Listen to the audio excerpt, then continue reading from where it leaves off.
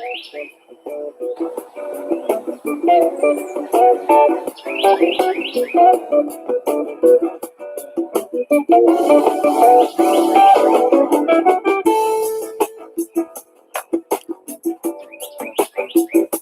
Jay Patel.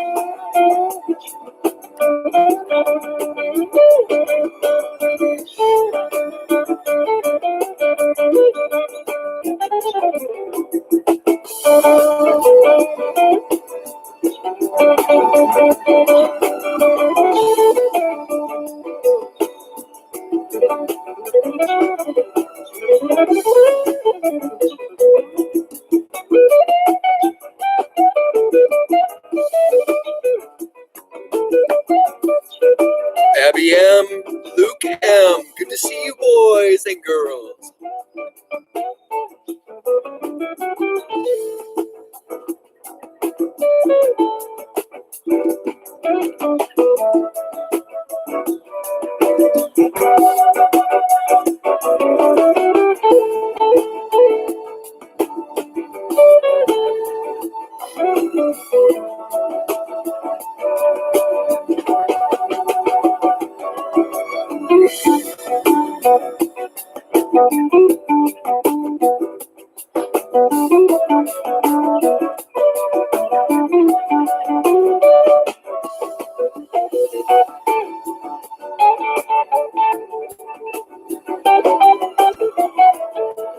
Get your paper ready.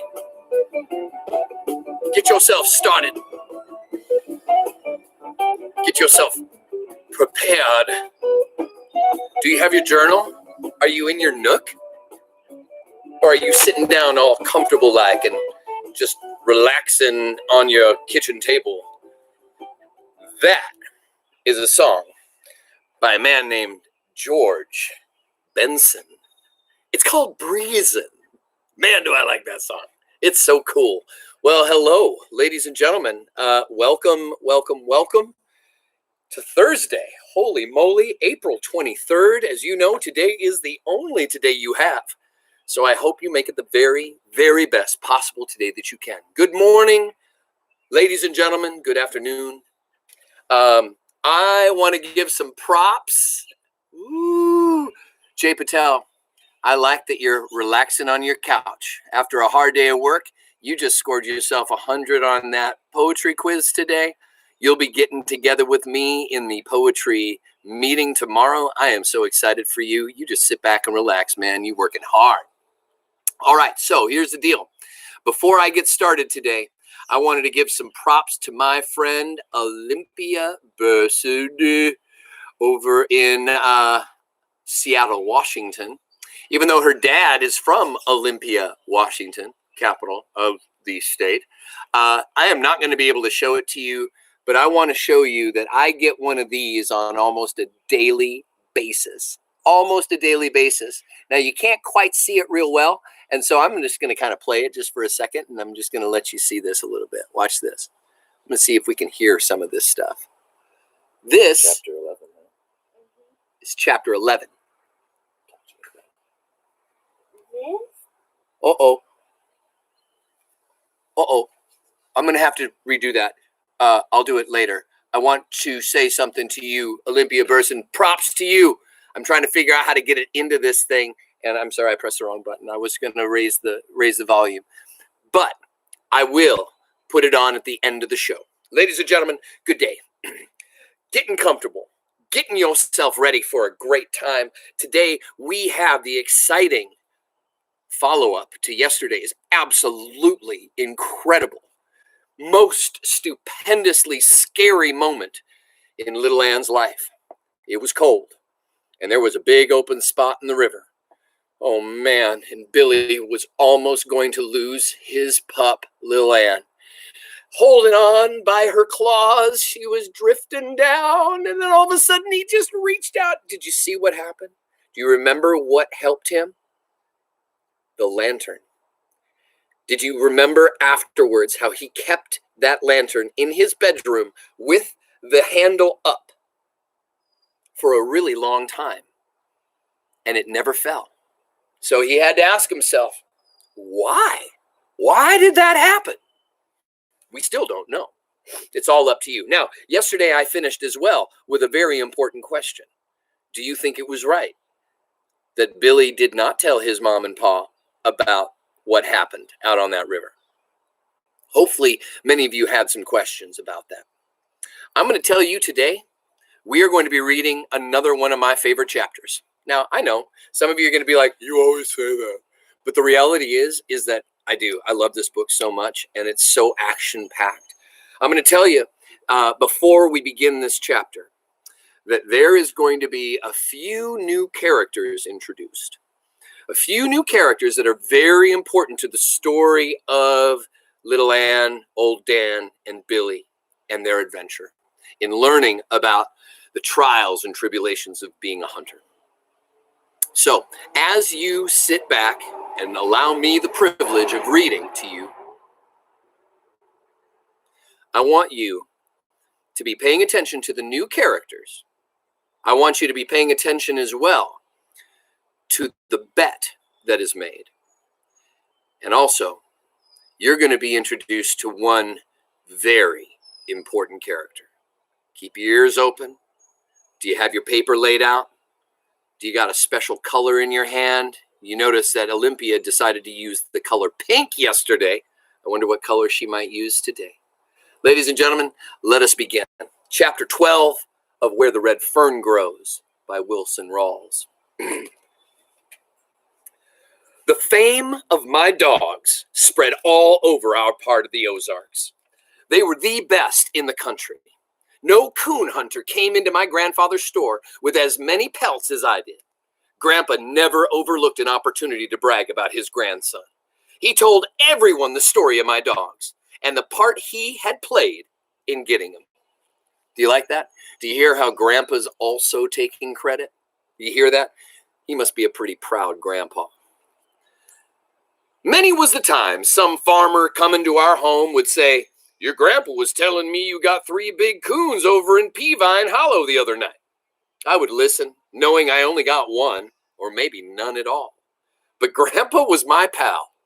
And if he said I caught 10 or in one tree, it was just that way. Because of my grandfather's bragging and his firm belief in my dogs and me, a terrible thing happened. Do you hear that? A terrible thing happened.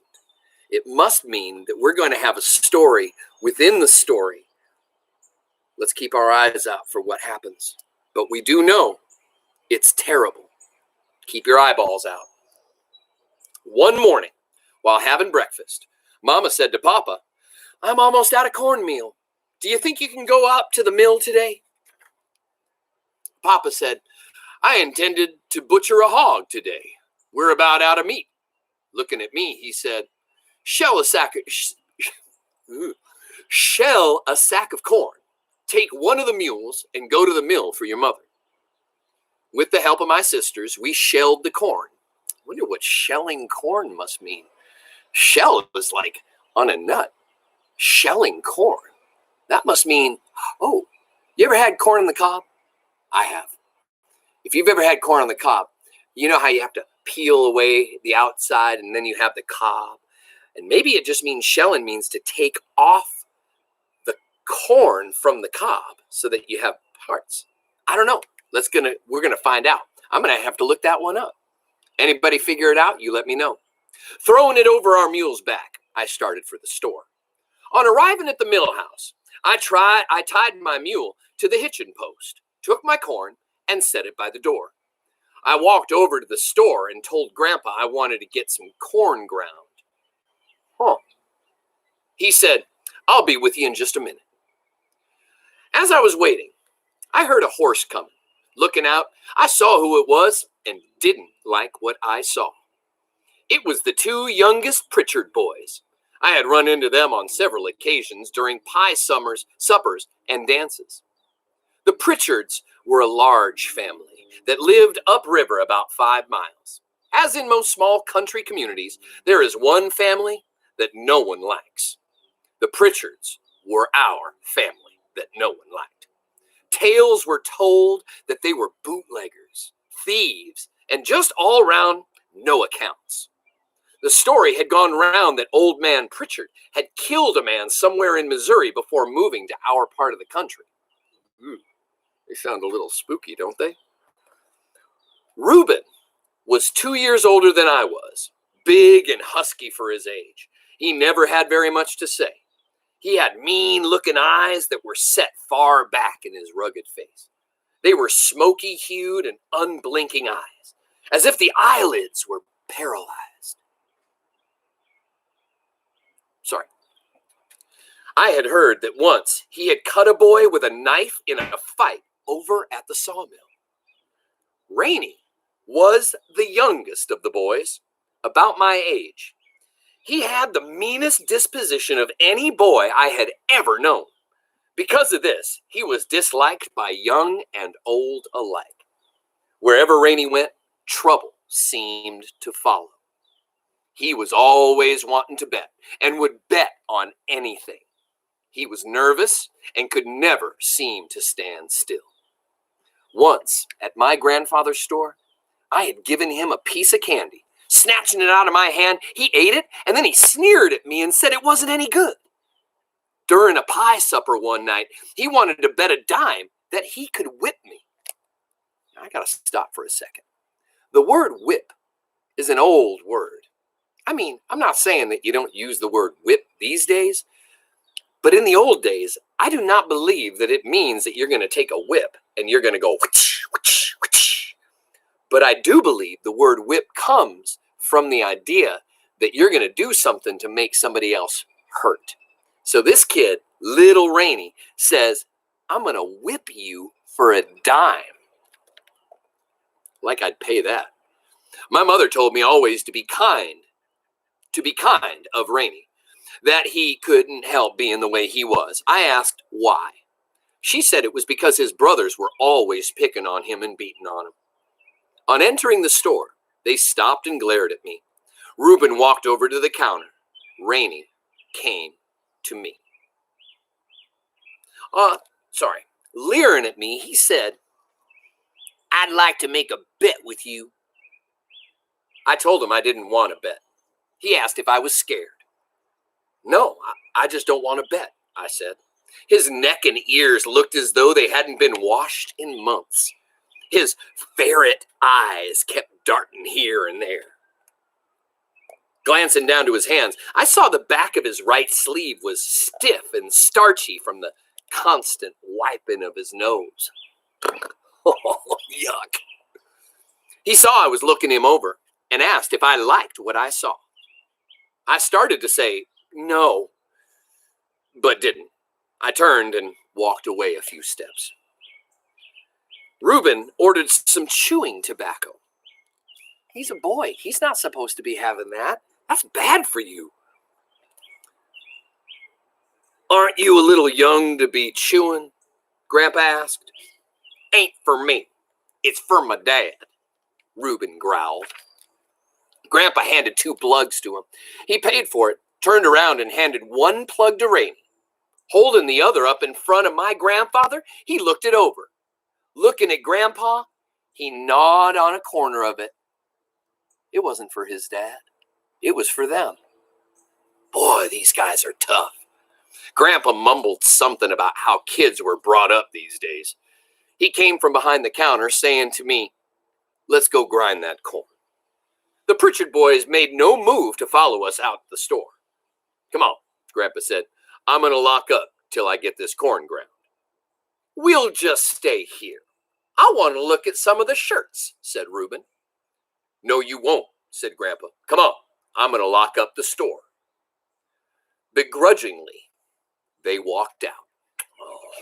I helped Grandpa start the mill, and we proceeded to grind the corn. The Pritchard boys had followed us and were standing, looking on. Rainie walked over to me. "I hear you have some pretty good coon hounds," he said. I told him I had the best in the country. If he didn't believe me, he could just ask my grandfather. He just leered at me. "I don't think they're half as good as you say they are," he said. "Bet our old blue tick hound can out-hunt both of them." I laughed. "Ask Grandpa who brings the most hides into his store." "I wouldn't believe him. He's crooked," he said. I let him know right quick that my grandfather was not crooked. "He's a storekeeper, ain't he?" he said. I glanced over at Grandpa.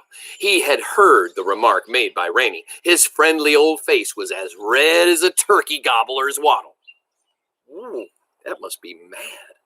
The last of my corn was just going through the grinding stones. Grandpa pushed a lever to one side, shutting off the power. He came over and said to Rainie, "What do you do? Just go around looking for trouble? What do you want, a fight?" Reuben sidled over. "This ain't none of your business," he said. "Besides, Rainie's not looking for a fight. We just want to make a bet with him." Reuben spat a mouthful of tobacco juice on the clean floor. He said, "Well, we've heard so much about them hounds, we just think it's a lot of talk and lies. We'd like to make a little bet, say $2. Whoa, $2? It cost $50 to buy the dogs. No, $10 off, $40. Boy, $2 is a lot of money back then, isn't it? I had never seen my grandfather so mad. The red had left his face. In its place was a sickly, pasty gray color. The kind old eyes behind my grandfather's glasses burned with a fire I had never seen before. In a loud voice, he asked, "Bet on what?" Reuben spat again. Grandpa's eyes followed the brown stain in its arch until it landed on his clean floor and splattered. With a leering grin on his ugly, dirty face, Reuben said, "Well, we got an old coon up in our part of the country that's been there a very long time. Ain't no dog yet ever been smart to tree him. And Rainie broke into the conversation. "He ain't just an ordinary coon. He's an old-timer. Folks call him the ghost coon.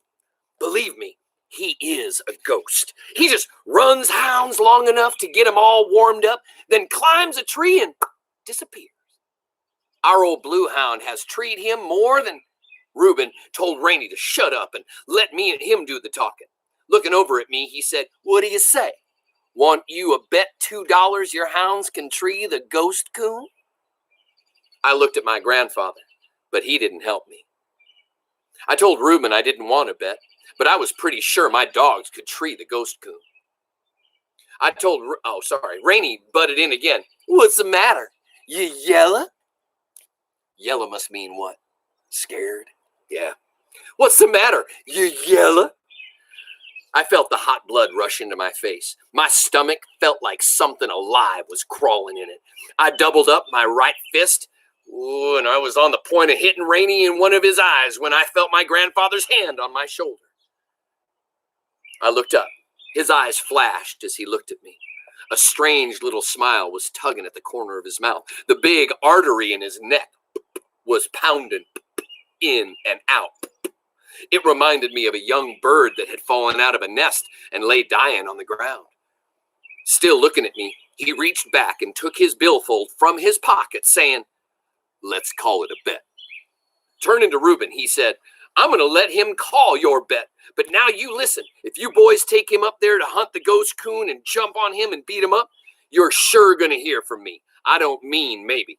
I'll have both of you taken to Talaqua and put in jail. You had better believe that. Reuben saw that he had pushed my grandfather far enough.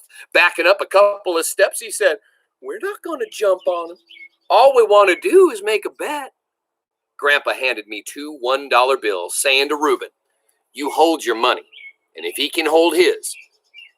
If you lose, you had better pay off."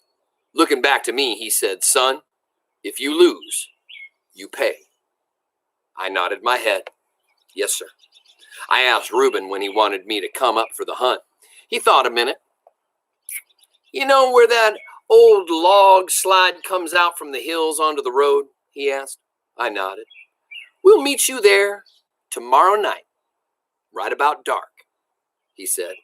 It was fine with me, I said, but I told him not to bring his hounds because mine wouldn't hunt with other dogs.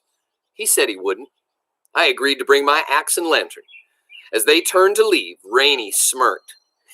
"Sucker," he said. I made no reply. After the Pritchard boys had gone, my grandfather looked at me and said, "Son, I have never asked another man for much, but I sure want you to catch that ghost coon." I told him if the ghost coon made one track in the river bottoms, my dogs would get him. Grandpa laughed. "You'd better be getting home. It's getting late and your mother's waiting for the cornmeal," he said. I could hear him chuckling as he walked toward the store. I thought to myself, there goes the best grandpa a boy ever had. Lifting the sack of meal to the back of my old mule, I started for home. All the way, I kept thinking of old Dan, little Ann, ghost coons, and 2 ugly, dirty Pritchard boys. I decided not to tell my mother and father anything about the hunt, for I knew Mama wouldn't approve of anything I had to do with the Pritchards. Stop. What is Billy making a decision to do again? Last chapter, he didn't tell Mama and Papa about it. This chapter, he's not telling Mama and Papa about this moment. Now, has the terrible thing happened yet? Or is it still on its way? Meeting the Pritchards sounds like a pretty bad deal, doesn't it? The following evening, I arrived at the designated spot early. I sat down by a red oak tree to wait. I called little Ann over to me and had a good, strong talk with her. I told her how much I loved her. I scratched her back and looked at the pads on her feet. "Sweetheart," I said, "you must do something for me tonight. I want you to tree the ghost coon, for it means so much to Grandpa and I." She seemed to understand and answered by washing my face and hands. I tried to talk to old Dan, but I may as well have talked to a stump for all the attention he paid me. He kept walking around, sniffing here, sniffing there. He couldn't understand why we were waiting. He was wanting to hunt. Rubin and Rainie showed up just after dark. Both had sneers on their faces. "You ready?" Reuben asked. "Yeah," I said, and asked him which way was the best to go. "Let's go down river a way and work on up," he said. "We're sure to strike 'em coming up river, and that way we've got the wind in our favor." "Are these the hounds that we've been hearing so much about?" Rainie asked. I nodded. "They look too puny and little to be any good," he said. I told him dynamite came in little packages. Dynamite came in little packages. He asked me if I had my $2. "Yes," I said. He wanted to see my money. I showed it to him. Reuben, not to be outdone, showed me his. We crossed an old field and entered the river bottoms. By this time, it was quite dark. I lit my lantern and asked which one wanted to carry my axe. "It's yours," Rainie said. "You carry it." Not wanting to argue, I carried both the lantern and the axe, like I did every other night that I hunted. Rainie started telling me how stingy and crooked my grandfather was. I told him I hadn't come to have any trouble or to fight. All I wanted to do was to hunt the ghost coon. If there was going to be any trouble, I'd just call my dogs and go on home. Reuben had a nickel's worth of sense, but Rainie had none at all. Rubin told him if he didn't shut up, he was going to bloody his nose. That shut Rainie up right away. Old Dan opened up first. It was a beautiful thing to hear. The deep tones of his voice rolled in the silent night. A bird in the canebrake on our right started chirping. A big swamp rabbit came running down the riverbank as if all hell was going to close in on his heels. Pause. I know you probably just heard a word that made your eyeballs get a little bit big. I just want you to remember, when we use that word, we're not using it as a swear. He's using it to compare how loud things got. Remember, Swamp Rabbit came running down the riverbanks as if that place was close on its heels. Wouldn't you run if that place was close on your heels? I probably would. So that just means that the rabbit was running really fast. A bunch of mallards feeding in the shallows across the river took flight with a frightened quack. A feeling that only a hunter knows slowly began to creep over my body. I whooped to my dogs, urging them on. Woo! Little Ann came in.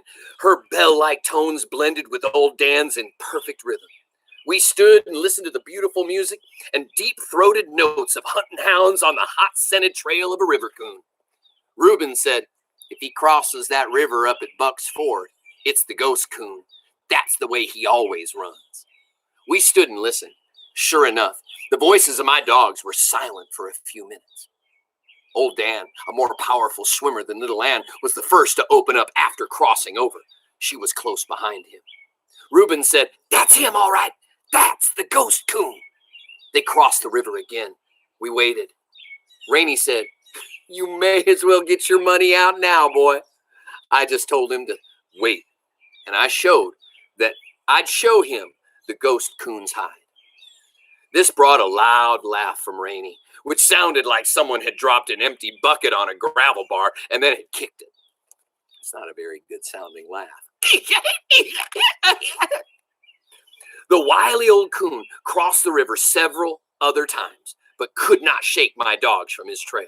He cut out for the bottoms. He walked a rail fence. He jumped from it into a thick canebrake. He piled into an old slough where it emptied into the river. He swam out to the middle, doing opposite to what most coons do, which is swim downstream. He swam upstream. Wow. He stopped at an old drift in the middle of it. Wow. This is here to explain.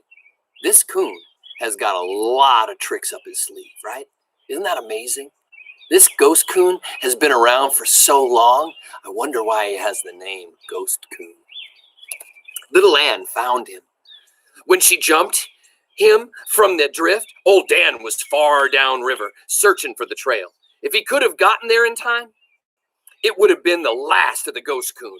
But Little Ann couldn't do much by herself in the water. He fought his way free from her, swam to our side, and ran upstream.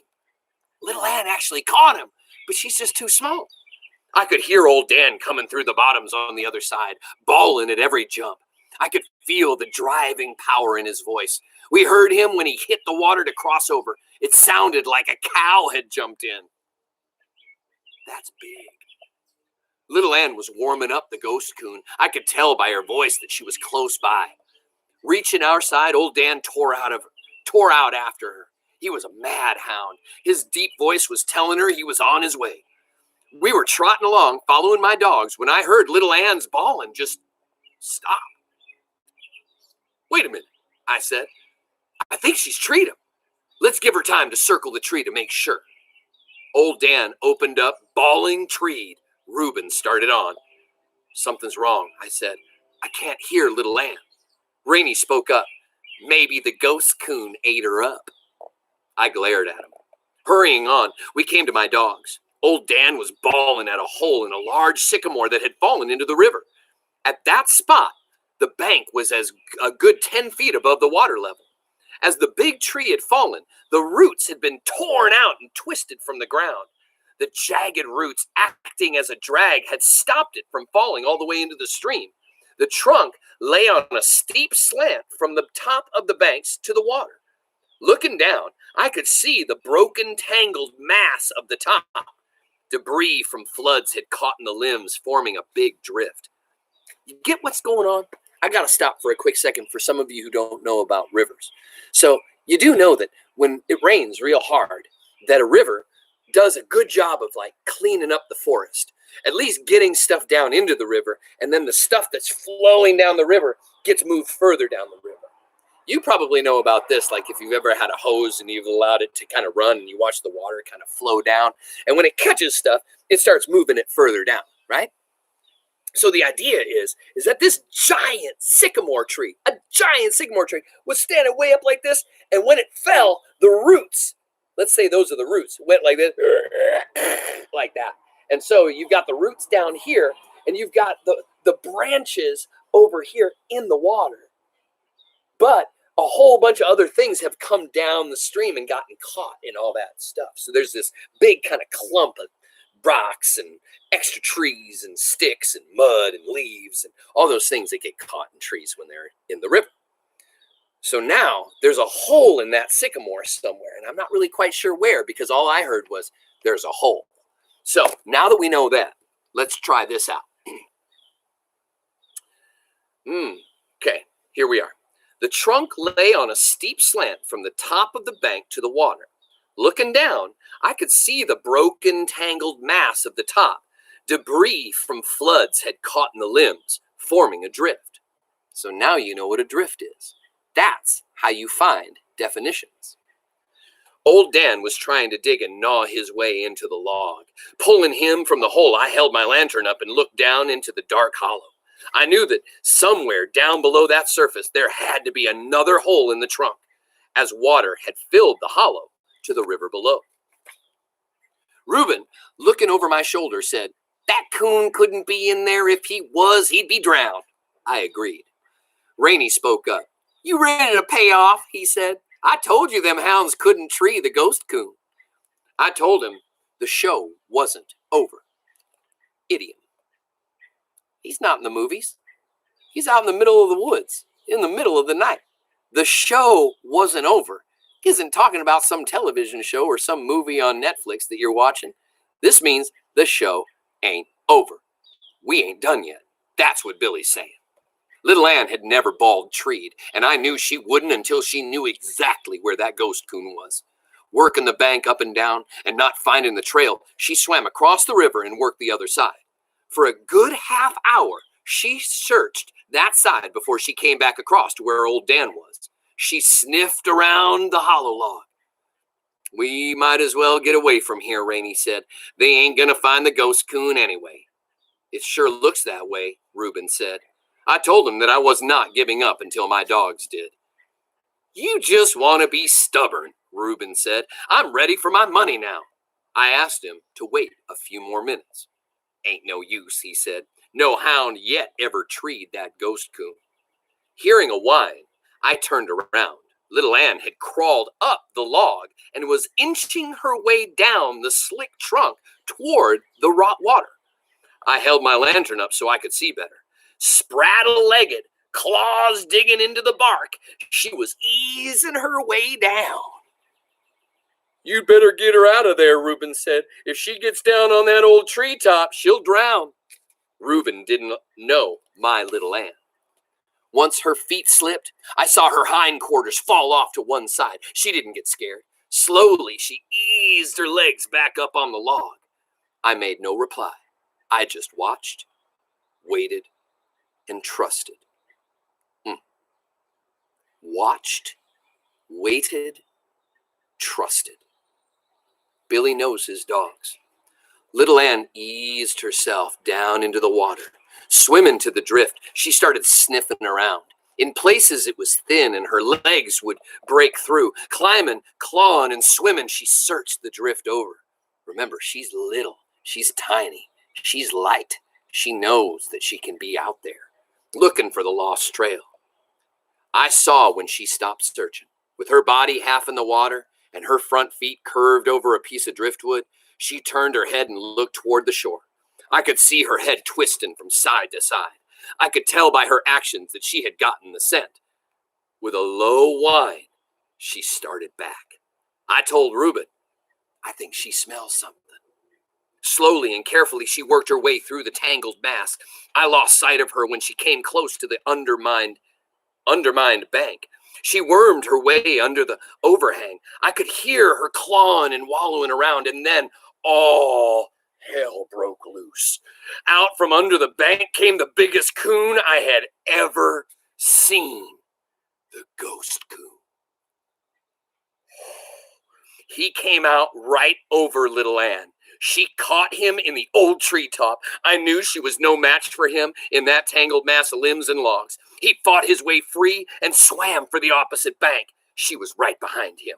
Old Dan didn't wait, look, or listen. He piled off the 10-foot bank and disappeared from sight. I looked for him. I knew he was tangled in the debris under the surface. I started to take off my overalls, but stopped when I finally saw his red head shoot up from out of the water. Bawling and climbing his way free of the limbs and logs, he was on his way. On reaching midstream, the ghost coon headed downriver with little Ann still on his tail. We ran down the riverbank. I could see my dogs clearly in the moonlight. The ghost coon was about 15 feet ahead of little Ann. About 25 yards behind them came old Dan, trying so hard to catch up. I whooped to him. Whoop! Rubin grabbed a pole, saying, "He may come out on this side." Knowing the ghost coon was desperate, I wondered what he would do. Reaching a gravel bar below the high bank, we ran out on it to the water's edge. Then the ghost coon did something that I had never expected. Coming even with us, he turned from midstream and came running right at us. I heard Rubin yell, "Here he comes!" He churned his way through the shallows and ran right between us. Rubin swung his pole, missed the coon, and almost hit little Ann. The coon headed for the river bottoms with her right on his heels. The bawling of little Ann and our screaming and hollering made so much noise, I didn't hear old Dan coming. He tore out of the river, plowed into me, and knocked me over. We ran through the bottoms following my dogs. I thought the ghost coon was going back to the sycamore log, but he didn't. He ran upriver.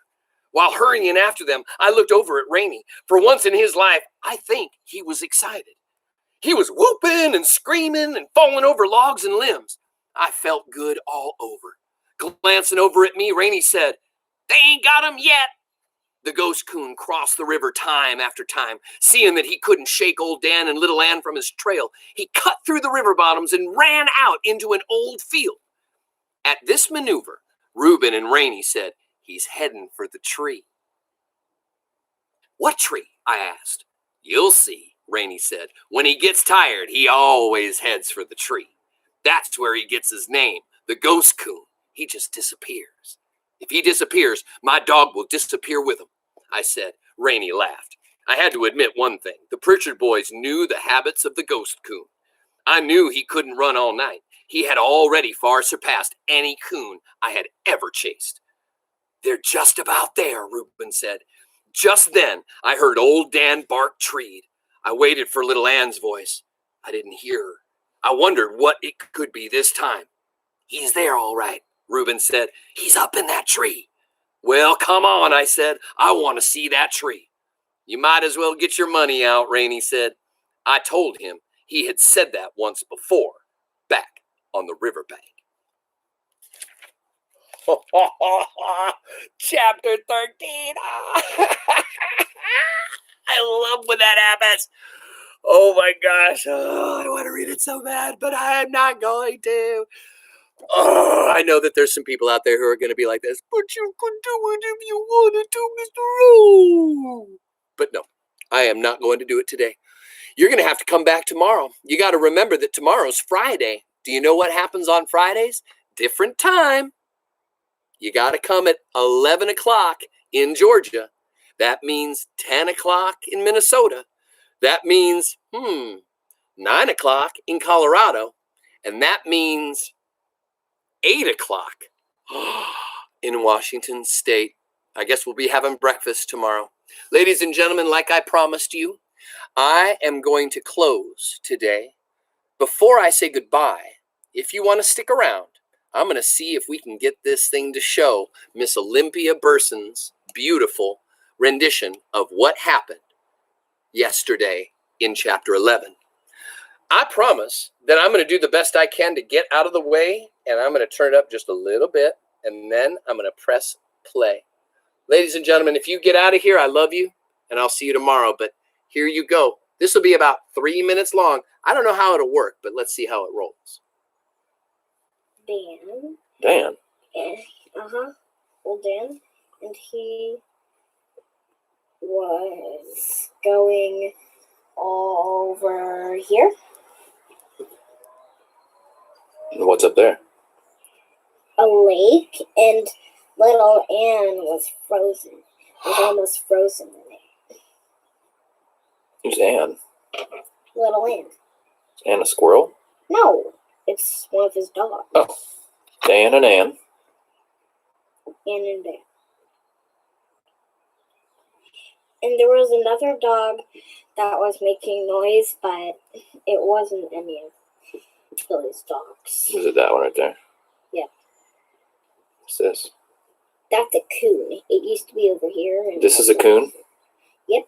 No, this is the same coon. This is the same coon. Looks like this coon is like pooping out a mountain. Tell me what's going on here.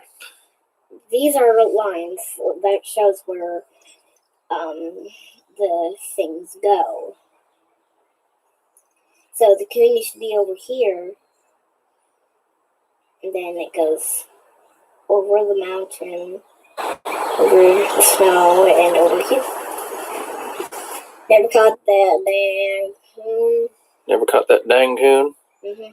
You know raccoon? You know that's really raccoon? Yeah. Gave it away. Sorry. I don't see the red fern. Want to get the pen and draw it? I don't see it growing anywhere. Grab that pen. Okay. Just gotta find that pen away. And just to make it a little juicy. What it helps. Okay, I'll hold the page. My gangly fingernails.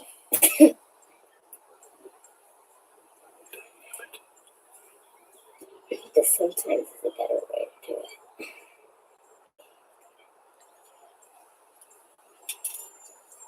Whoa.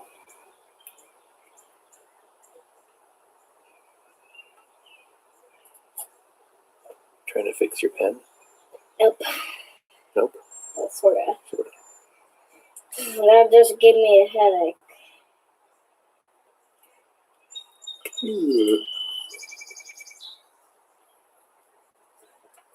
I don't want to use this pen. Now it looks like it has ink, but...